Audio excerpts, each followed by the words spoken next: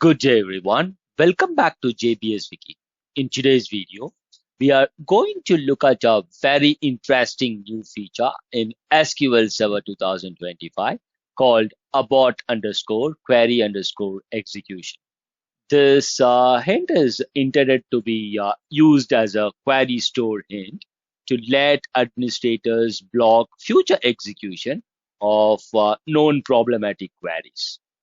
If you're a DBA or someone managing critical database workloads, this feature is extremely useful because it gives you a way to block the future execution of known problematic queries without changing the application code. Yeah, that is one of the key reasons this feature stands out in SQL Server 2025.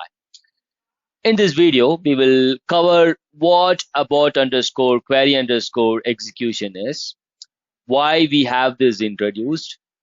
We will talk about the prerequisites, and then we will have a full live demo. And then we will verify whether this is configured. And then we will look at some of the best practices you should follow. And before we start, if you find this video useful, please like, subscribe, and support the channel because a lot of effort goes into preparing these demos, validating scripts, and creating step-by-step technical content for the community. Let us first understand what this feature actually is. Yeah, abort underscore query underscore execution is a new query hint in SQL Server 2025 that allows administrators to block future execution of a specific query by using query store hints. Yeah, it is designed to help stop known bad or resource heavy queries from continuing to impact the workload. A very important point here is this feature is not about killing a query that is already running. Instead, it is about marking a query so that the future executions are automatically aborted. Yeah, this is very, very important to understand. Yeah, in simple terms, think of it like this. If you identify a query that is repeatedly causing trouble in production, you can use query store to attach this hint and prevent that query from running again, all without touching the application code. Before we jump into the demo, let us look at the prerequisites. Yeah, for this feature, the main requirement is that query store must be enabled because abort underscore query underscore execution works through query store hints. Yeah, so let's get started with the demo. I'm going to create this stored procedure here. Yeah, this will be created on a database called JBDB. This procedure selects top 150,000 rows from table 1, filters on column 2, and orders by column 3. I will now try executing this query. That is the stored procedure. The purpose of this first execution is to ensure the query gets captured in query store because we need the corresponding query underscore ID in order to apply the hint. Yeah. Since this feature operates to query store hints, capturing the query first is necessary for this demo flow. I'm expecting that this query would take close to like 1 minute. Yeah. So for our demo, let's consider this query as the bad query. Okay. So we will have bad queries on most of all our production database systems. Yeah.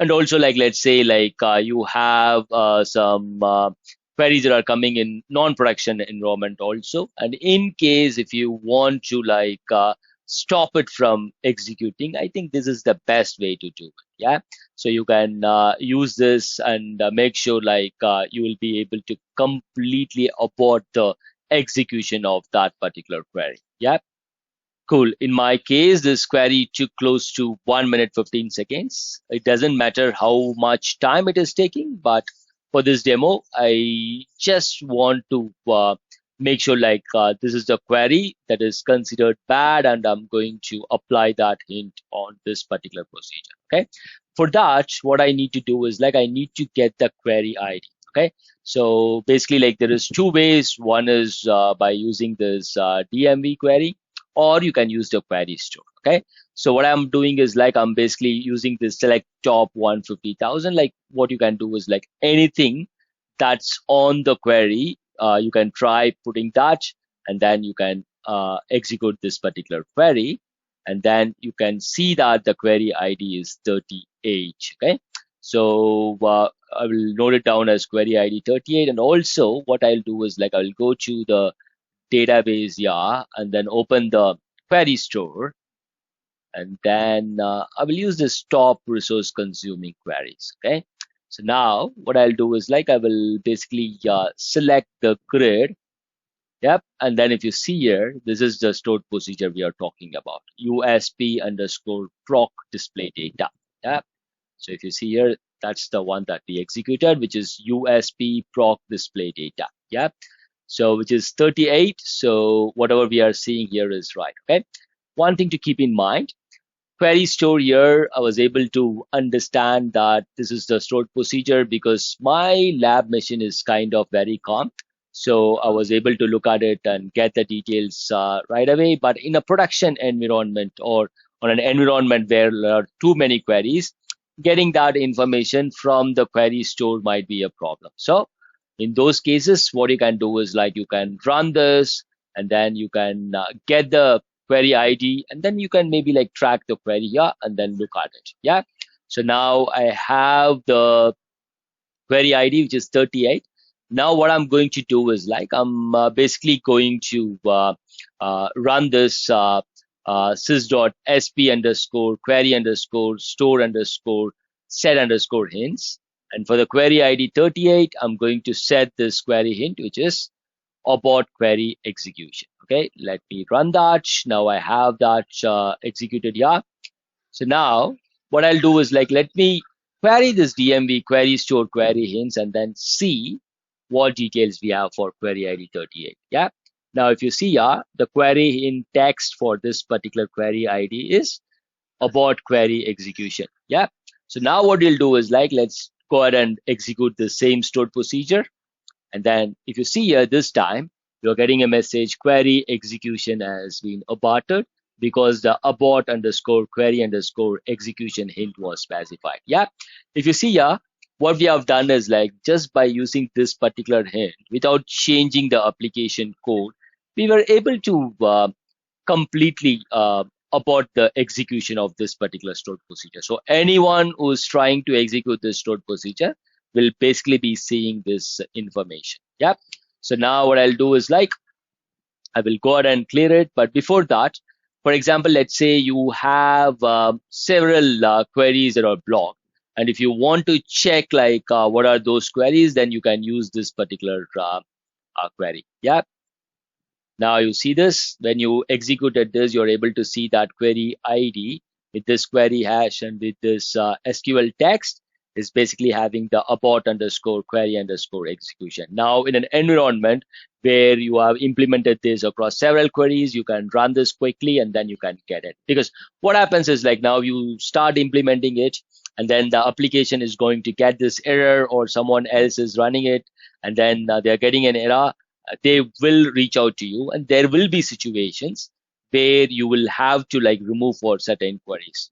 For the cases like that, you can run this and then get the details like what is that query they are talking about, and based on that what you can do is like you can go ahead and clear the hints using the dmv sys.sp underscore query underscore store underscore clear hints. Let's go ahead and execute it. Now this is created. Now if you run this query, you will see nothing because we just had this one query with abort query execution. Now we have removed that, and you can also run this query one more time, and this one also comes up with no data. Yeah. Now if you run this query, it starts executing now because we have cleared the hint, and that way we will be able to execute it now. That's it for this video. Thanks for watching. Have a great day. Jai Hind.